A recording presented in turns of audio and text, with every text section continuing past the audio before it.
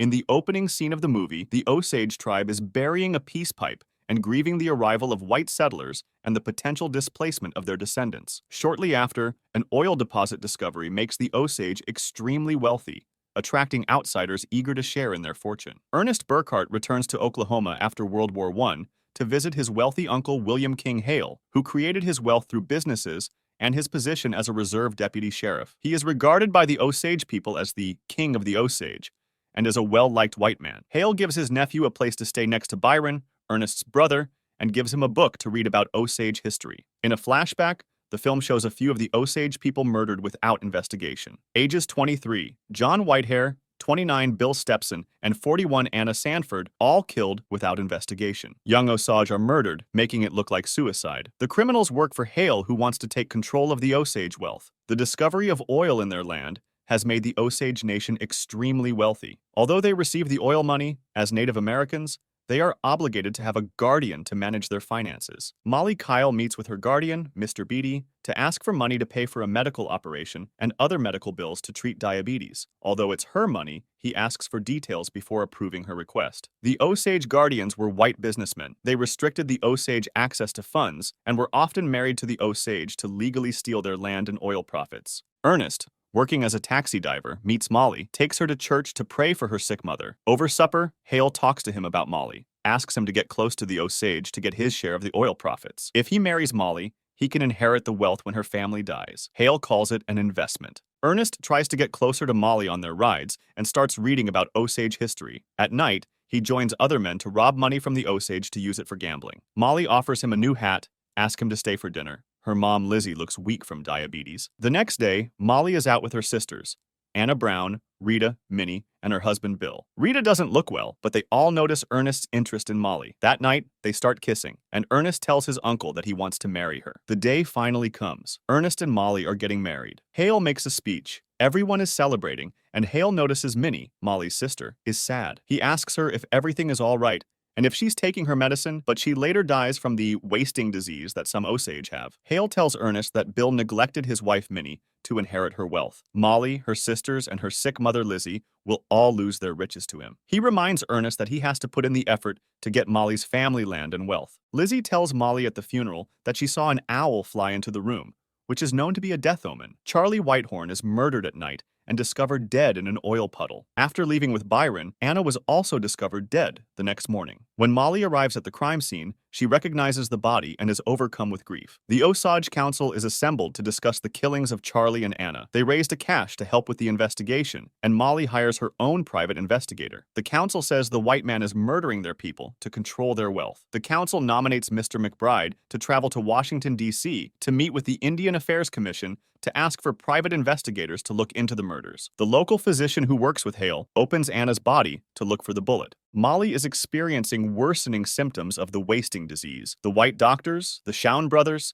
administer medication to help with her symptoms. However, she starts to suspect that anyone from outside Osage might be secretly working against her. Anna leaves $100,000 estate to her mother Lizzie and sisters Mollie and Rita. Mollie is having a self-talk about her grief, that she wants to kill all the white men responsible for her family's murders. William J. Burns, or Bill, a private investigator hired by Mollie, arrives to investigate the murders. McBride went to Washington, D.C. to meet with the Indian Affairs Commission, receives a telegraph asking him to back down, and was killed by 2 men shortly afterwards. Bill tells Mollie that he found Anna's purse at home, which suggests that Byron did indeed drop her home. Bill asks Mollie about her brother-in-law Bill Smith, who was first married to Minnie and then to Rita after Minnie died of illness. Bill Smith knows who killed Anna and plans to go public once he obtains the actual evidence. Ernest pushes Blackie to aim higher than grave robbing to become rich. He proposes a plan for Blackie to murder Bill Smith and his wife Rita, who pose a risk by knowing too much. Their deaths would transfer their estate to Lizzie, and then to Ernest, who promises to share the wealth with Blackie. Ernest instructs Blackie to kill the couple, steal Rita's diamonds, Bill's cash, and offers an extra $1,000 from Hale as a reward. Also, Ernest motivates Blackie with a scheme to steal and split the insurance money from his Buick Roadster. Blackie calls Ernest greedy Jew, and they both laugh over the plot. Ernest watches while Blackie steals his car. Mollie asks for his comfort because she worries more and more about her family's safety. The white doctors, the Shawn brothers, tell Mollie that there is a new medicine that only 1 in 5 people can afford, called insulin. They administer Mollie and warn her not to eat sweets. After Blackie steals Ernest's car, he is pursued by police. Hale retrieves the car and confronts Ernest at home. Hale, aware of Ernest's insurance scam with Blackie, is furious as Blackie's disappearance disrupts their plan to eliminate Bill and Rita. He punishes Ernest, asks him to control his wife for hiring a private investigator and sending McBride to Washington. Hale then orders Ernest and Byron to eliminate the private investigator, leading them to attack and kill him in his hotel room. Mollie's health is getting worse. She doesn't trust the white doctors, hired by Hale. Ernest gives her the insulin instead.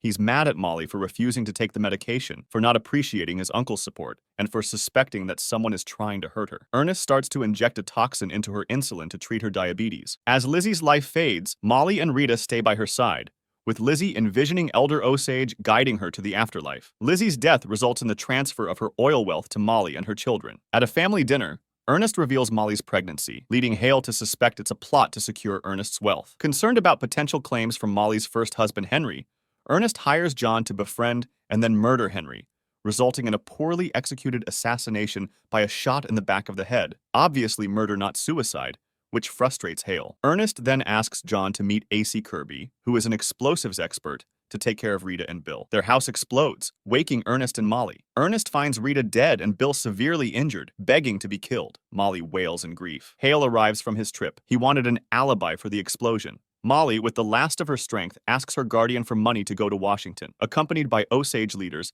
she begs President Calvin Coolidge to investigate the unresolved murders in their community. Back home, Ernest, now fully under his uncle's influence, agrees with all of Hale's demands. He continues to poison Mollie with the insulin injections, worsening her health. She's now suffering hallucinations after seeing the same owl that her mother Lizzie saw. Agents from the Bureau of Investigation, later known as the FBI, led by Tom White, come to the county to begin looking into the murders. Tom White introduces himself to Ernest and asks to speak to Mollie, but Ernest declines. The Bureau interrogates the Shun brothers about Anna's missing death records. Tom White meets Hale, who pretends ignorance about the murders. Hale begins eliminating his men, including John, to cover his tracks. He also orchestrates A.C. Kirby's murder in a staged store break-in. Tom White meets with the Bureau officials and tells them about his meeting with Alvin Reynolds, who opens up about the Osage murders. They arrest Kelsey and make a deal to share what he knows about Byron and Ernest's involvement in the murders. The Bureau arrests Ernest, asks about Rita, Bill, and Anna's murders. He denies any knowledge and later sits alone with Blackie,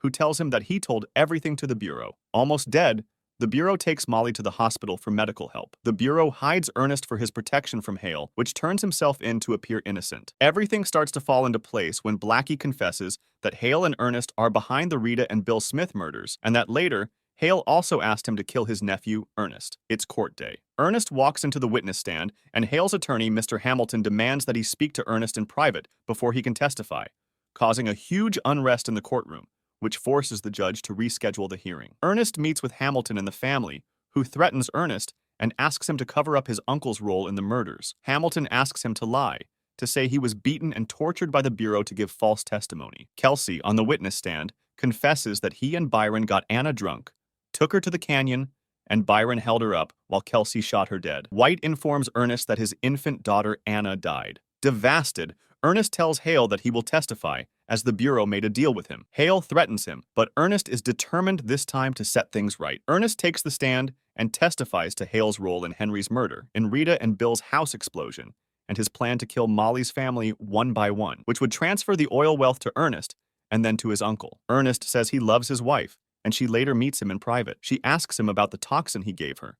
He says, "It was insulin," and she leaves. A radio show recaps the movie's events and updates on the people's fates. The Shun doctors were not convicted due to insufficient evidence. Hale is sentenced to life in prison, but he and Byron are later paroled under the condition Hale never returns to Oklahoma. Despite this, there are rumors he was seen in the state until his death at 87. Kelsey Morrison faces charges for Anna's murder. Ernest was sentenced to life in prison, but later released by a governor, and he died in the 80s after living with his brother Byron in a trailer park. Mollie divorces Ernest, remarries John Cobb, and dies from diabetes at age 50, buried alongside her family. Martin Scorsese, the movie director, appears briefly to read Mollie's obituary, with no mention of the murders. The Osage face further challenges when the government takes over their trust lands. They file a class action lawsuit in 2000, alleging mismanagement of their assets. In 2011, They achieve a historic $380 million settlement with the government, the largest ever with a Native American tribe. The movie's closing shot moves forward in time, where we witness an Osage drum ceremony. We see the Osage gathered together, singing and dancing, and they are still thriving.